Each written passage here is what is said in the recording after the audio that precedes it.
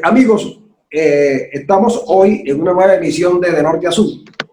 Hoy tenemos con nosotros a Rodrigo Cabeza, profesor de la Facultad de Ciencias Económicas y Sociales de la Universidad de Zulia, diputado al Parlamento Nacional y además de eso, exministro de Finanzas y un hombre de la izquierda venezolana. Sin duda que así ha sido siempre. Por cierto que Rodrigo escribió un libro hace poco que llama mucho la atención porque se llama así como la izquierda. La izquierda rehén de su negación. Rehén de su negación. Bueno, y ustedes saben que con nosotros está nada más y nada menos que no te convierta los rumores en verdades.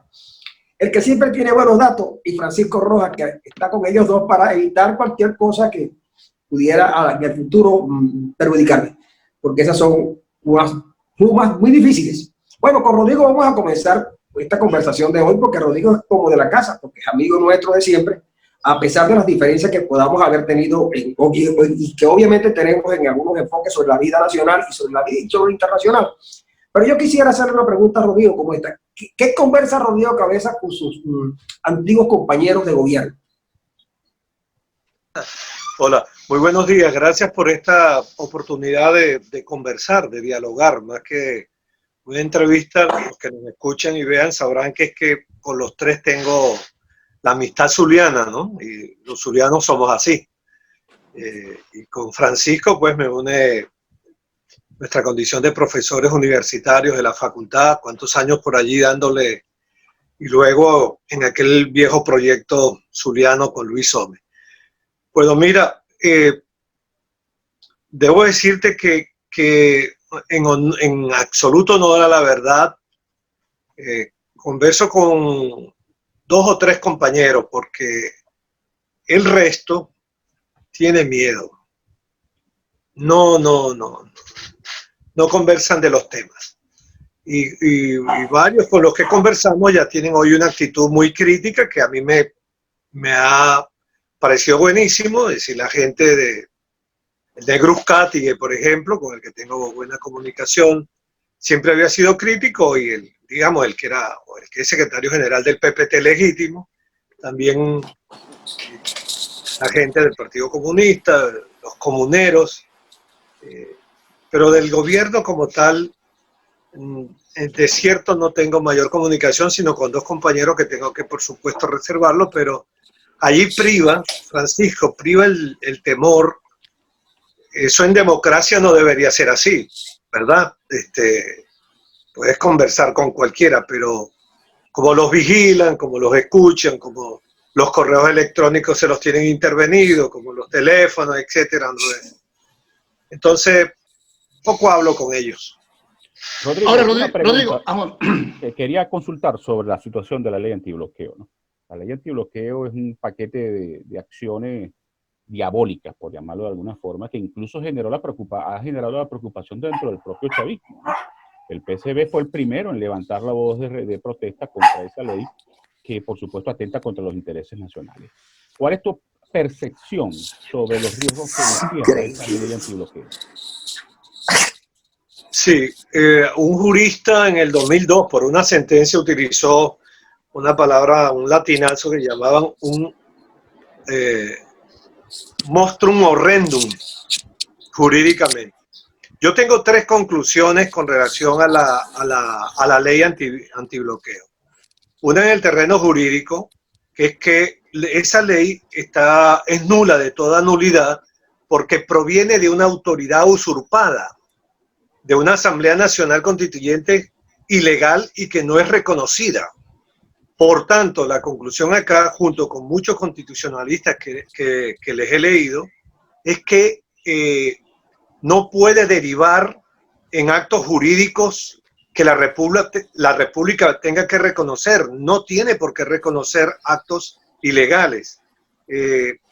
Por tanto, lo que ellos hagan en contratos, convenios, negocios jurídicos, negocios económicos, el negociado previsto, no tendrá aplicabilidad en el futuro de Venezuela.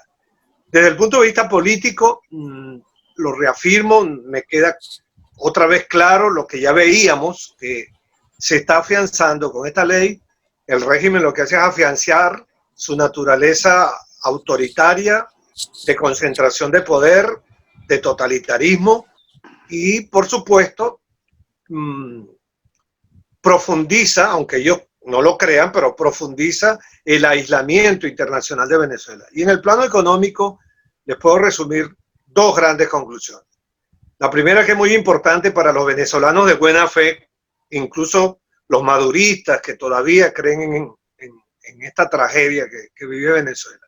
La primera gran conclusión es que cuando se termina de leer el articulado e incluso la ley ya publicada en Gaceta Oficial, allí no existe ninguna posibilidad en términos macroeconómicos y de equilibrios económicos y sociales de que el gobierno pueda resolver o detener, uno, la recesión, dos, la hiperinflación, número tres, detener el deterioro operacional de la industria petrolera, operacional y financiero de la industria petrolera, y número cuatro, el tema que está presente, gravitando en Venezuela, en nuestras calles, aquí en Maracaibo y en toda nuestra ciudad, que es el hambre y la desnutrición.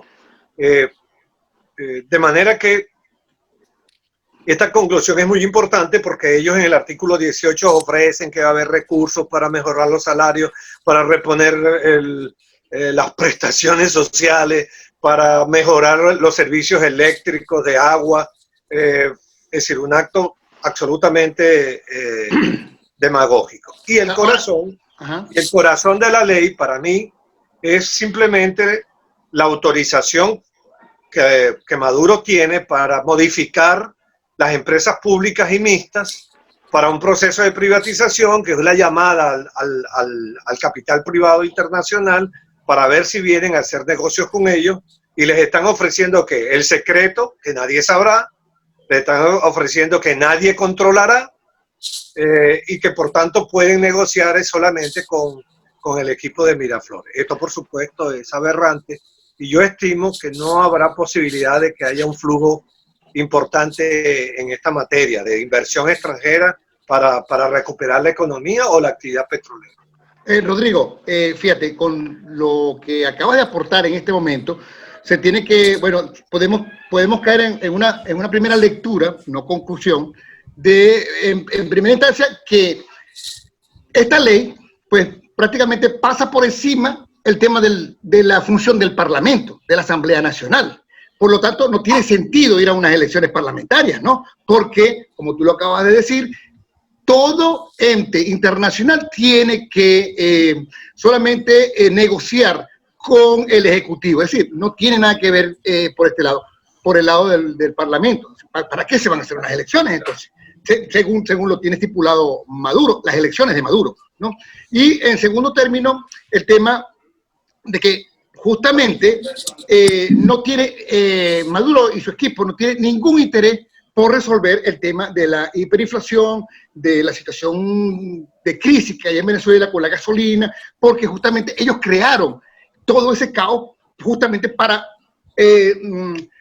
atornillarse en el poder como una dictadura que son, ¿no? Y bueno, ellos no van a permitir esa represión y esa fuerza con la que prácticamente tienen arrodillado al pueblo venezolano. En conclusión, es una situación bastante delicada que incluso tengo entendido, Rodrigo, que ha generado roces internos dentro del PSV por la manera como se está intensificando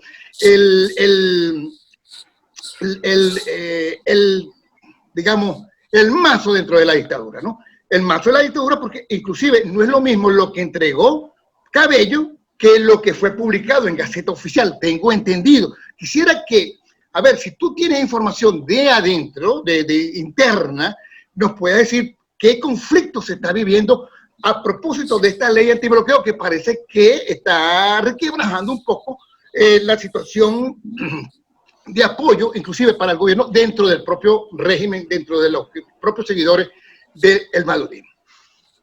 Sí, mira, a ver, me motiva lo siguiente, tu reflexión interesante. A ver, ¿por qué Maduro y compañía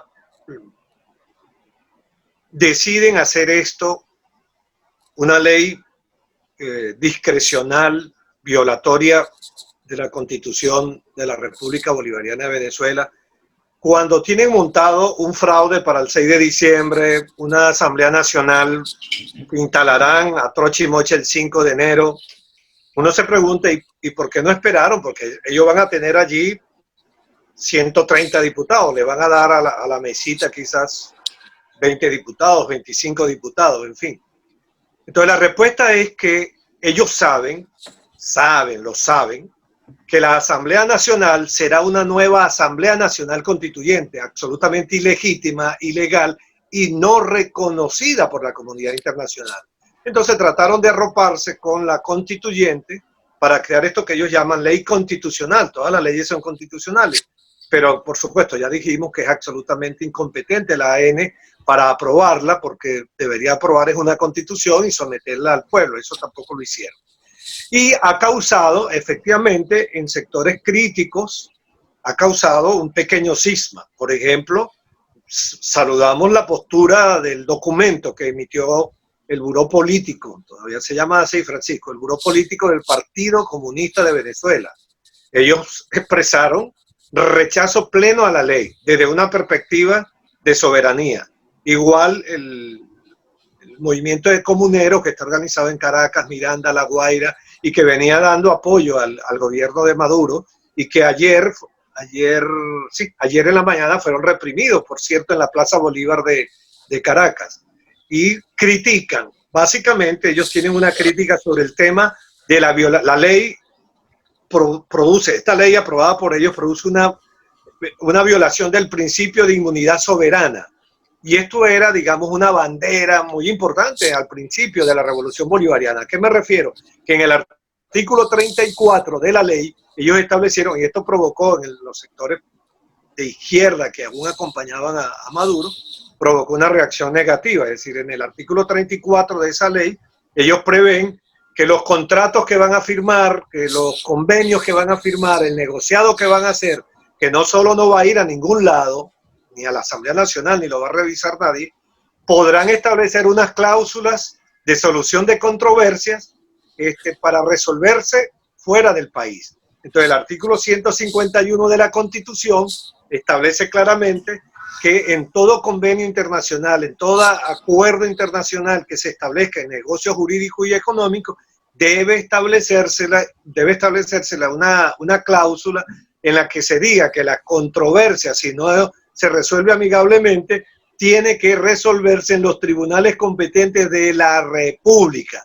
Y este 151 fue el que utilizó el presidente Hugo Chávez para retirarse, recuérdense, para retirarse en el 2011, 2010 del CIAI, que es el Centro de Resolución de Controversias en el Banco Mundial. De manera que sí ha causado 4 votos salvados de constituyentistas, que por cierto ni los dejaron entrar, ni les entregaron la ley, salvaron el voto, y me parece interesante pues que haya gente que tenga una actitud valiente y que no tema de que le van a mandar el SEBIN o el DIGESIN, ¿no? Mira, Rodrigo, una de las cosas que ha logrado el régimen de Maduro y también cuando comenzó Chávez fue acabar con el tejido institucional venezolano. Y obviamente la Asamblea Nacional, tal como bien lo notaba Damaso Jiménez, es una parte muy importante de ello. Ahora bien, no se trata en todo caso de imponer un modelo económico que atienda mucho más a lo que pudiera haber sido el modelo de desarrollo chino o vietnamita, y que para eso la Constitución ya no le sirve, porque en honor a la verdad, la Constitución la venezolana no es una Constitución socialista, es una Constitución de un país que vive en democracia, con sus diferencias con respecto a otras constituciones, pero hay un país democrático. Y esa Constitución no le sirve para los propósitos finales. Por eso yo creo que a pesar de todas las opiniones que hay desde el punto de vista legal, económico y social con respecto a la ley antibloqueo, creo que es una manera como el chavismo, como el madurismo se trata de ubicar, digamos, en otra perspectiva con respecto a lo que en el pasado enarbolaron los revolucionarios y en particular Chávez. No niego esa hipótesis de trabajo que tú puedes tener, incluso como economista, pero, a ver, Francisco, yo he estudiado, de verdad, créeme, que estos años he estudiado lo que pasó en China y he estudiado lo que está pasando en Vietnam en los últimos 20 años. y se hizo sobre la base de una legalidad. En China hay 568 transnacionales del mundo.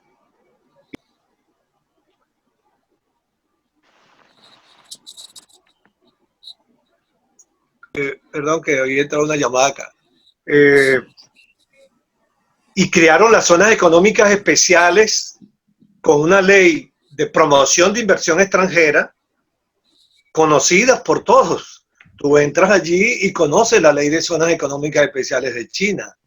Es decir, la transparencia en el manejo con la Volkswagen, con la Merck, la farmacéutica, con las 500 y tantas, es absolutamente transparente.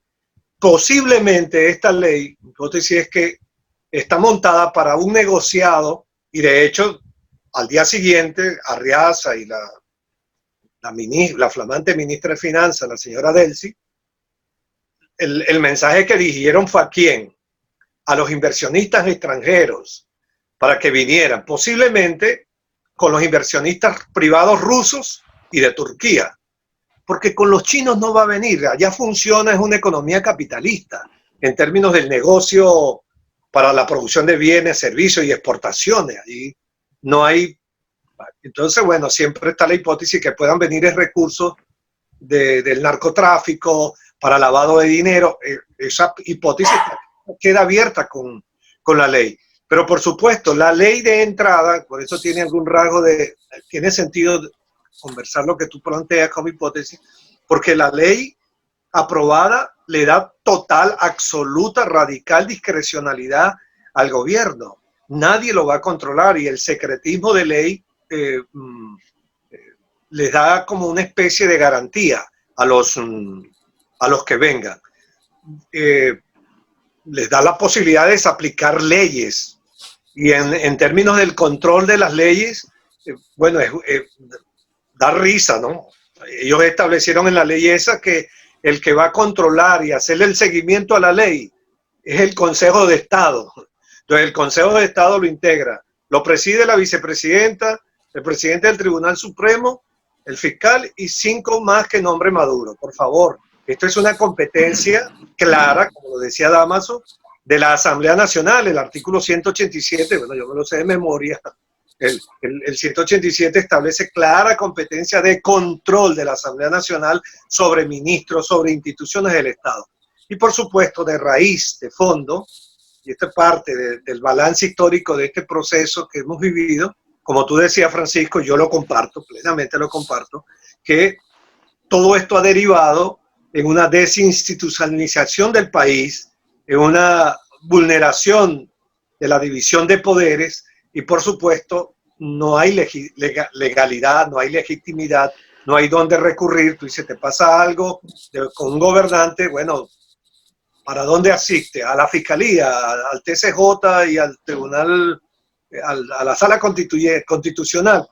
Todo el mundo dice, no, aquí hay total denegación de justicia, pero hay denegación de justicia porque Miraflores la controla todo. Y ese fue un gravísimo error y desde el punto de vista político acercarnos o acercarse a modelos totalmente autoritarios, que por cierto no estaban en el planteamiento inicial del socialismo del siglo XXI, porque incluso la palabra terminaba 21 para hacer una clara diferencia de que no tenían nada que ver con el socialismo del siglo XX, que fue criminal, autoritario, estalinista, ser senador de libertades, pero eso al final fue solamente, digamos, una retórica, porque a partir del 2006, 2007, bueno, comenzó el modelo de expropiaciones y por supuesto allí se estaba copiando el modelo.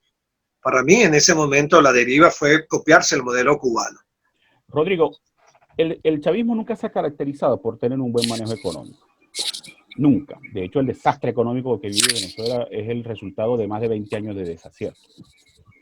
Y el mejor ejemplo lo tenemos ahora, o 2 ejemplos. Delcy Rodríguez, ministro de Finanzas. ¿Qué sabe esa señora de Economía y de Finanzas, por Dios? Y lo segundo, la circular del Banco Central de Venezuela del pasado 9 de octubre. El madurismo había permitido una dolarización de facto en Venezuela. En Venezuela, la moneda de uso casi que común es el dólar. ¿Cómo interpretar esa circular que frena la dolarización? ¿Es parte de esa fractura interna dentro del oficialismo hacia el manejo económico? Bueno, mira, yo hace 2 años tuve una entrevista con un periodista muy conocido, Kiko Bautista, y él me preguntó, ¿por qué se llegó a esto hace 2 años? ¿Cuál es la causa, en tu opinión, de que hayamos llegado a tal crisis? Y yo le dije, mira, la primera razón, y hoy lo voy a repetir con ustedes 3 amigos, la primera razón, que incluso fue lo que me obligó a mí, entre otras múltiples causas, a retirarme de allí. La primera razón es un claro, absoluto, total y radical desprecio de la cúpula gobernante por el pensamiento, por la ciencia. Era una especie de hostigamiento a los que pensaban. Y en el campo económico fue dramático, es decir, al frente de los equipos económicos, esto que se conoce como un gabinete económico, llegó en todos estos años a no haber absolutamente ningún especialista en esta materia. Y recuerden ustedes aquella frase infeliz del presidente Maduro en el 2016-17, perdón, en una cadena nacional, donde hay economistas que están criticándome. El día que siembren un tomate, tendrán autoridad moral para hablarme. Es decir, no hay que ser economista para saber que en los pensum de economía del planeta Tierra no nos enseñan a sembrar tomates. No, Francisco se ríe, no nos enseñan. Nos enseñan otra cosa, nos enseñan política económica, nos enseñan lo fiscal, lo monetario, lo cambiario, nos enseñan temas de manejo del sector externo, de comercio internacional, nos enseñan temas del desarrollo. Hay un gran debate, incluso las escuelas de economía ya superaron la teoría de los años 60, 70, puro el tema de la dependencia, que era la excusa para justificar a la socialdemocracia y a las dictaduras latinoamericanas de que no hubiera desarrollo. Hoy el tema del desarrollo se discute, el tema de la industrialización. Eso es lo que nos enseñan, no nos enseñan a sembrar tomate, cuando vemos economía agrícola y vemos cómo es que se puede hacer. Entonces, allí mostraba una actitud totalmente refractaria el presidente. Y de hecho el tema es esto, pues, oye, vale, esto no es personal, por favor que no, porque yo sé que el presidente del Banco Central es un muchacho muy, muy inteligente y se graduó con altísima nota, pero ¿dónde se graduó? En nuestra universidad, por cierto, se graduó con altísima nota, pero de ingeniero industrial. Entonces, es una manía de ellos. Esta es la primera razón, un desprecio profundo. Entonces, bueno, ministro de Finanzas ha sido un politólogo, lo acaban de sacar, porque era el asistente del presidente. Y es complejo, vaya, y ser ministro de Finanzas tienes que tener una ocupación rigurosa del tema macroeconómico, del tema del crecimiento, de cómo va tu PIB, cómo está la caja de tesorería, cómo está el déficit fiscal. Tienes que manejar los ingresos del CENIAF y los ingresos del PDVSA para ver cómo está la caja. Tienes que estar pendiente del informe de los bancos, toda la semana revisando cómo van los bancos para que no haya problemas allí, o los sistemas de seguro. Es decir, una complejidad, y cuando vas a construir el presupuesto, es todo un trabajo laborioso de por lo menos 20, 30 días para construir los equilibrios fiscales, monetarios y cambiarios y anunciarle al país cuánto va a crecer la economía, cómo se van a comportar los precios, tener en la cabeza un intento de manejar los precios hacia abajo.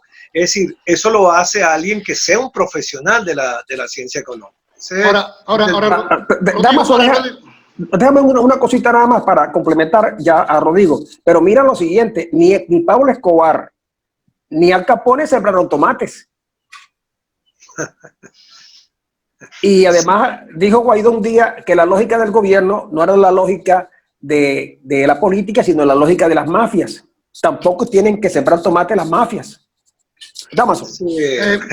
Yo lo que quería era, bueno, un poco basado en lo que nos está diciendo Rodrigo y en esta crítica que está haciendo sobre, en todo caso, el madurismo y la manera como está manejando, hay que recordar un poco también, cómo está manejando la economía, hay que recordar un poco también que estos lodos vienen de aquellos polvos, ¿no? De los polvos cuando estaba Chávez en el poder. Y Chávez, un hombre que criticó muchísimo la Cuarta República, pero que de alguna u otra manera, pues, también desde allí se comenzó a implosionar la economía. Tú fuiste ministro de Finanzas en el tiempo del presidente Chávez, creo que fue un año y algo, ¿no? Pero, a ver, hubo un momento cumbre allí en eso, y yo quisiera aprovechar que te encontramos aquí con nosotros en esta entrevista, para que nos dejen una reflexión sobre ese momento tan importante, porque cuando se le hace el primer, digamos, desajuste al tema de los ceros en la moneda, estaba justamente en el ministerio, ¿no? ¿En qué momento te diste cuenta que esta medida iba completamente, o sea, se basaba en la destrucción total de la economía, o cómo el chavismo ya estaba dando vuelco hacia otro rumbo que no era justamente el de la producción? Porque, a ver, los primeros años hubo crecimiento de la economía, pero después venimos en una franca rodada, ¿no? Entonces, a ver, un poco también saber si tienes alguna crítica con respecto a la manera como se estaba manejando la economía, que es tu tema principal, en el anterior gobierno que es el de Chávez, obviamente. Bueno, mira, a ver, este es un tema para un programa. No, yo sé, pero por lo menos. En unos minutos va a ser complicado. Y no solamente, Rodrigo, unos minutos, sino que nos queda muy poquito tiempo también a nosotros. Y podemos volver en otro instante a seguir hablando de esto, pero dale la respuesta que Dámaso necesita lo más breve posible. Es complicadísimo la brevedad, pero bueno, fíjate. Primero lo que hay que decir sobre ese tema de la reconversión monetaria. Una reconversión monetaria, la que se hizo en el 2007 de Banco Central con apoyo del gobierno, y la que intentaron hacer ahora, tiene siempre como sentido tratar de corregir la inflación vivida. Ahora, la del 2007 estaba corrigiendo una inflación de 20 años y el cono monetario que nació duró 10 años. Es decir, no hay ningún registro de que el 1 de enero del 2008, cuando nació el nuevo cono monetario, hubo un desorden en Venezuela, faltaron el dinero, que no había nada en los cajeros, no, en absoluto. No hubo absolutamente ningún trauma. Se hizo bien, Banco Central lo hizo a la perfección, lo trabajó desde enero. Esta reconversión se hizo de manera desordenada y sin tener en cuenta que tenías la hiperinflación, que con hiperinflación la reconversión no tiene sentido. Lo que tiene sentido es lo que recomiendan economistas o la historia económica, es que cuando hay hiperinflación lo que tienes que estar aumentando, es decir, emitiendo billetes de más alta denominación para facilitar la actividad de comercio, de compra-venta. Aquí no se ha hecho, aquí ya no tenemos los billetes. Pues no, aquí se destruye el bolívar. Ahora, pero sí, hay una autocrítica, por supuesto, Dámaso. A ver, pero con rigurosidad esto, porque así como la izquierda dice, la Cuarta República, los 40 años de crisis, y los economistas sabemos que los años 60 y los años 70, los primeros años de los años 70, la economía creció 7%, la inflación era 7% interanual, y la inflación era del 2%, no pasaba del 2% del gobierno de Bendacur, de Leoni, ¿verdad? Y de Caldera. Y entonces ahí tú cometes haces política, no haces economía. La crisis de la Cuarta República fue en los años 80 y mucho más en los 90, donde ahí sí se despedazó la economía. Igual con el chavismo, del 2004 al 2012, si tú revisas los informes de quien tú quieras, la economía creció, todo ese tiempo creció porque había un ingreso petrolero sustantivo, pero la economía como tal creció, tenía la capacidad hasta de irte al exterior con tu tarjeta de $5,000 o $3,000 de gasto. Y luego, pero allí en ese periodo sí se incubó, yo lo dije, y esto es una de las autocríticas, lo estoy escribiendo, en la primera deriva autoritaria estuvo en el plano económico.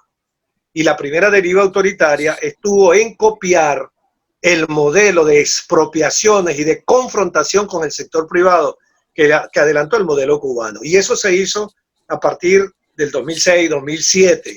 Entonces las expropiaciones en Hacienda y luego en el 2008, 2009 las que se hicieron en PDVSA. Todo aquello fue un absurdo, una confrontación que no tenía sentido y que, por supuesto, iba a tener un impacto en la economía, porque hoy tienes 500 y tantas empresas que fueron tomadas, la más importante, porque hay unas pequeñas haciendas por allá, también importan, pero, por ejemplo, desde el punto de vista macroeconómico, lo de Sidor. Sidor, cuando yo fui ministro de Finanzas, produjo 4.2 millones de toneladas de acero, y era argentina, mexicana y con un componente venezolano. Y a partir de que se nacionalizó, bueno, Sidor tiene 3 años que no produce ni una tonelada. Nada. Bueno, bien, amigos. Muchísimas gracias, Rodrigo. Bueno, Rodrigo, no estamos cortándote porque queremos dejar de oír tus sabias palabras, sino que el tiempo en estas cosas se nos acaba muy rápido, pero te prometemos que en algún otro momento de este tiempo que nos quede en el año, vamos a conversar contigo un poco más. Además que adelantó por eso que viene el otro libro, ¿no? Y después, bueno, vamos a ver. Te vamos a dar la cara. La Navidad es en diciembre. Este tremendo cinismo a los venezolanos que estamos aquí con problemas de luz, con cola, con gasolina, con un salario deprimido, de verdad es una bofetada que nos ha dado el gobierno decir que la Navidad acaba de comenzar. Eso es mentira. Bueno, yo creo que iba a decir que este gobierno no llega a diciembre. Este régimen. Bueno, amigos, le damos las gracias a Rodrigo Cabeza y le recordamos a todos ustedes que ya pueden seguir en el canal YouTube de Norte a Sur, también el de Damaso Jiménez, en Verdades y Rumores. Y en las redes va a estar esta opinión de Rodrigo Cabeza que consideramos muy importante. Gracias, Rodrigo. Gracias a Damaso Jiménez, también a Darwin Chávez. Fue un placer, amigos. Nos vemos la semana próxima.